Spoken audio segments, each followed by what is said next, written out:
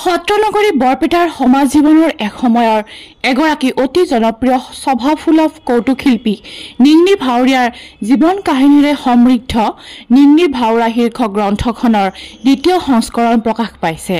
বিশিষ্ট লেখক কিশোৰী মোহন পাঠকে ৰচনা কৰা আৰু নিংনি ভাউৰাৰ বংশৰ অনন্ত ওজাৰ দ্বাৰা প্ৰকাশিত গ্ৰন্থখনৰ দ্বিতীয় সংস্কৰণটো উন্মোচন কৰে বৰপেটা সত্ৰৰ বুঢ়া সত্ৰীয়া ডক্টৰ বাবুল চন্দ্ৰ দাসে।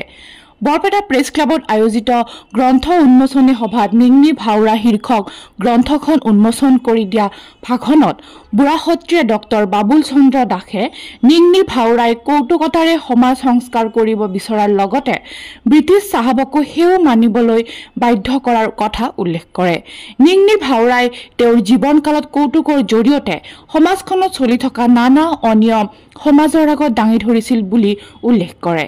নিংনি ভাউৰাৰ গ্ৰন্থখনৰ দ্বিতীয় সংস্কৰণে নৱপ্ৰজন্মক নিংনি ভাউৰাৰ সম্পৰ্কে অৱগত কৰিবলৈ সক্ষম হ'ব বুলি বাব জনাই আশা প্ৰকাশ কৰে। বৰগীতেৰে আৰম্ভ কৰা আৰু সাংস্কৃতিক কৰ্মী শোভাৰাণী দাসে আঁত ধৰা গ্ৰন্থ উন্মোচনী সভাখনত লেখক কিশোৰী মোহন পাঠক, বিশিষ্ট সাহিত্যিক অক্ষয় কুমাৰ মিশ্ৰ, ৰাষ্ট্ৰীয় পুৰস্কাৰপ্ৰাপ্ত কৃতি শিক্ষক বিবেকাৰঞ্জন ৰায় চৌধুৰী আৰু বৰপেটা প্ৰেছ ক্লাবৰ সভাপতি মহানন্দ পাঠক উপস্থিত থাকে।